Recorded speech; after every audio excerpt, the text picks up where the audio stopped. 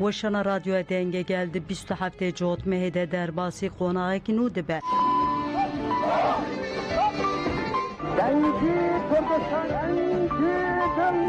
وشانامه لگردما اوروپای بساعت پنجانده لگردما بروکسل ای رقیب وریدس بکرن دناو هفته دن و چلمه ساعت 8 9 10 12 13 و 14 هنده و بولتن ما و ساعت 16 هنده جی بولتن از تک تیوی هبن داویه هفته ده ساعت 9 10 12 و 13 هنده لگردما بروکسل و بولتن ما و 16 هنده جی جستک تیوی هندکارن گودار بکن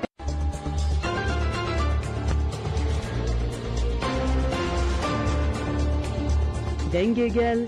دنگه کردستانیه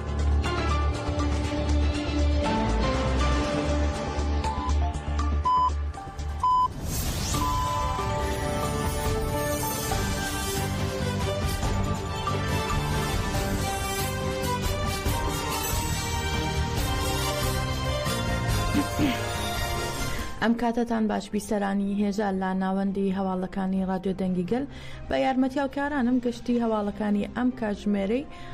ئەمڕۆ چوارشەمبە 30 تشرینی یەکەمی 2024 پێشکەش دەکەین. لا گردی زیارەتی چیای گابار کە وەک هەرێمی ئەمنی تایبەت ڕاگەیاندراوە و لە ناوچەکەدا ئاگرێکی بەرفراوانیش لە ئێستادا کەوتوێتەوە بە پاساوی ئەوەی کە هەرێمەکە من ڕێژکراوە تا ئێستا ئاگرەکە کۆنتڕۆڵ نەکراوە وەک بەشێک لە بەردەوامی تاڵانکردن و وێرانکردنی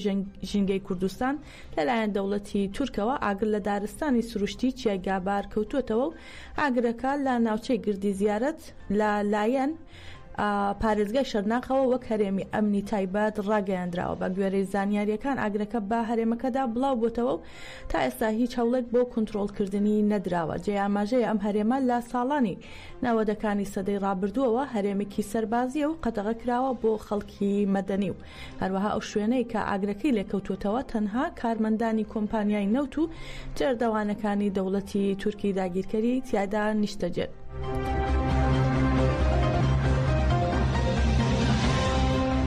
لە ئۆپەراسیۆنی سەربازی سوپای داگیرکەری تورک لە هەرێمی هەرەکۆڵ ژمارەی ئەو کەسانی کە دەست بەسەر کراون گەیشتووەتە 29 کەس و بڕیاری نەهێنی لەسەر دۆسیەکان دراوە. سوپای تورک لە سەرچیای چەمێکاری هەرێمی هەرکۆڵی گوندی بەرواری لا سیرت ئۆپەراسیۆنێکی سەربازی دەست پێکردووە و لە ئۆپەراسیۆنەکەدا زیاتر لە 29 کەس دەست بەسەر کراون و گوازراونەتەوە بۆ بنکەی جەندەرمەی سێرت و ناوچەکانی میسرج و حاوێڵ و بەرواری و تیلۆ بۆ ماوەی 24 کاتژمێریش قەدەغەی دیداری پارێزەران ڕاگەیاندراوە و دەربارەی دۆسیەی ئەو کەسانەی کە دەست بەسەر کراون بڕیاری نەهێنی دراوە و دووپات کراوەتەوە ڕەنگە ژمارەی دەست بەسەر کراوەکان زیاد بکات.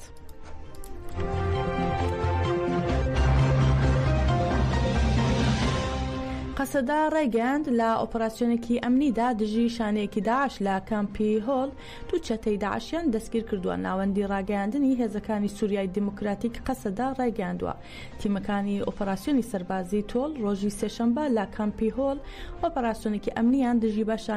دژی باشانەکانی چەتەکانی داعش ئەنجام داوە و با گوێری ڕاگەیاندراوەکەی قەسەدا تروریستەکان خەڵکی پارێزگای ئەنبار بوون لە عێراق و هەروە قەسەدا ئەوەشی ڕاگەیاندووە هەردوو چەتەکە لە عێراقەوە پەیوەندیان بە داعشەوە کردووە و بۆ ئەنجامدانی کاری تێرۆریستی هاتوونەتە ناوخاکی سووریا و چکە لە درێژەدان بە کاری تێرۆریستی وەک شانەیەکی نەهێنی لە کامپی هۆڵ چەندین تاوانی تێرۆریستی دیکەشیان ئەنجام داوە.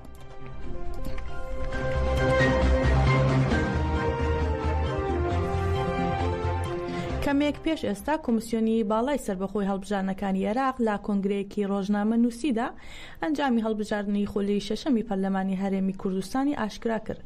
لە ڕاگەیاندراوەکەی کۆمیسیۆنی باڵای سربەخۆی هەڵبژارنەکانی عێراق هاتووە ڕێژەی بەشداریکردن لە هەڵبژاردن 72.6 لە 100 بووە و کۆی کورسی لایەنەکانی هەرێم بەم جۆرەیە ئاشکرا کراوە. پەدەکە 39 کورسی یەنەکە 23 کورسی و نەوەی نوێ 15 کورسی و هەروەها یەکگرت و 7 کورسی و کۆمەڵی دادگەری 3 کورسی و ڕەوتی هەڵویست 4 کورسی و بەرەیگەل 2 کورسی و گۆڕان 1 کورسی و هەروەها هاوپەیمانی هەرێمی کوردستان 1 کورسی و پێکهاتەکانیش 5 کورسیان بەدەستهێناوە.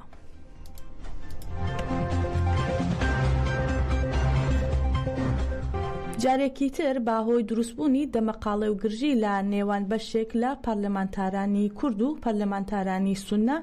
دانیشتنی پەرلەمانی عێراق هەڵگیرا کە بڕیار بوو تیایدا 3 پرۆژە یاسا دەنگی لەسەر بدرێت و پەسەند بکرێت. لە دانیشتنی پەرلەمانی عێراق با گوێرەی خشتەی کاری کۆبوونەوە وا بڕیار بوو دەنگ لەسەر هەر 3 پرۆژە یاسای گەڕانەوەی مڵک و ماڵ بۆ خاوەنەکانیان، هەمواری یاسای باری کەسی و هەمواری یاسای لێبوردنی گشتی بدرێت. یەکەم بڕگەی دانیشتنەکە دەنگدان بوو لەسەر پرۆژە یاسای گەڕانەوەی ئەو مڵک و خان و زەویانی کورد کە با بڕیارێکی ئەنجومەنی پێشووی سەرکردایەتی شۆڕشی بەعس داگیر کراون لە لایەن عەرەبی هاوردەوە. پرۆژەکە خوێندنەوەی یەکەم و دووەمی بۆ کراوە و تەنیا دەنگدانی ماوە. باهۆی دروستبوونی گرژی و ئاڵۆزی لە نێوان پەرلەمانتارانی کورد و سونە لەسەر پرۆژە یاساکە دانیشتنی پەرلەمانی عێراق بۆ کاتێکی نادیار دواخرا.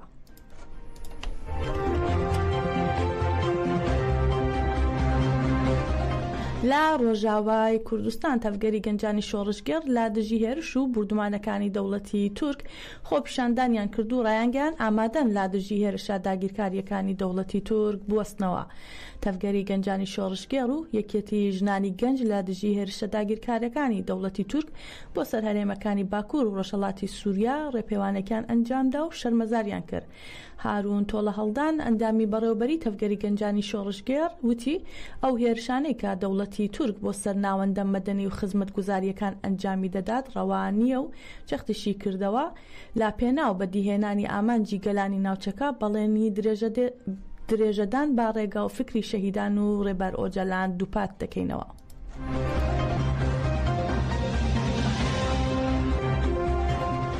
کۆمەڵگەی ژنانی ئازادی ڕۆژهەڵاتی کوردستان کەژار لە هەرژماری تایبەتی خۆی لە ئیکس ڕایگەیاند کە ئەوری شامرادی چالاکوانی کورد و ئەندامی کۆمەڵگەی ژنانی ئازادی ڕۆژهەڵاتی کوردستان لە زیندانی ئێڤین کۆتایی بەمانگرتن لە خواردنەکەی هێناوە. ئەمەش دوای ئەوە هات کە کەژار لە ڕاگەیاندراوێکدا داوای کرد بەهۆی تێکچوونی باری تەندروستی و ریشامرادیەوە هەڵمەتی مانگرتن لە دەرەوەی زیندان و بە تایبەت لە ئەوروپا بەڕێوە ببرێت تا ئەو زیندانیە دەستبەرداری مانگرتن لە خواردن ببێت. جێ ئاماژەیە وریشامرادی وەک ناڕزایەتی دەربڕن لا دژی سزای لاسێدارەدانی ئێران لە ڕۆژی دەی ئەم مانگەوە هاوکاتی ڕۆژی جیهانی بەرەنگاربوونەوەی لاسێدارەدان دەستی بە مانگرتنی خواردنی نادیار کرد و چارەسەرە پزیشکەکانیشی ڕەت کردوێتەوە و لە ڕۆژانی کۆتایی مانگرتنەکەیدا باری تەندروستی ناجێگیر بوو.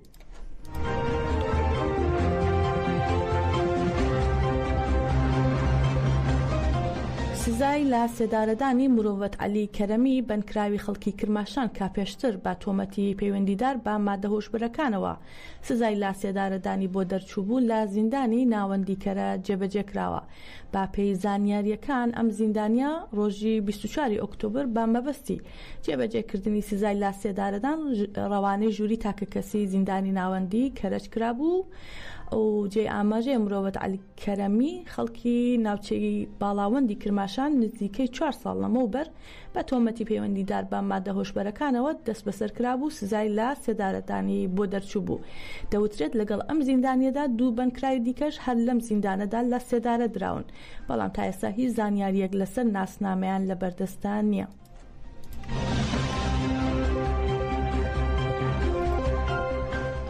سۆڵماز حەسەنزادە خوشکی یەکێک لە کوژراوانی شۆڕشی ژنجیان ئازادی لەلایەن دەسەڵاتدارانی ڕژیمی ئێرانەوە زیندانی کراوە.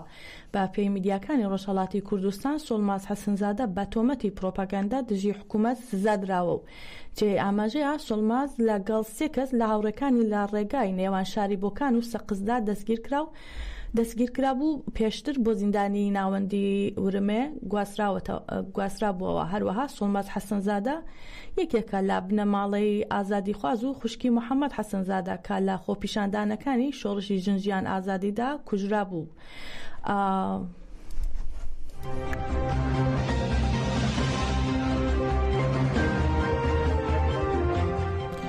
با پێی زانیاریەکان مستەفا عەبدوڵڵاهی کارمەندی ئیدارەی سامانە سروشتیەکان کە پێشتر لە کاتی کۆنتڕۆڵکردنی ئاگرەکانی لە وەرگەی بامی خۆڕەماوە تووشی سووتانێکی سەخت بوو لە نەخۆشخانەی تایبەت بە سووتاندنی متتەهەری لە تاران گیانی لەدەستداوە. ئەم هاوڵاتیە ژینگە پارێزە لە کاتی بەرەنگاربوونەوەی ئاگردا بە سەختی بریندار بوو.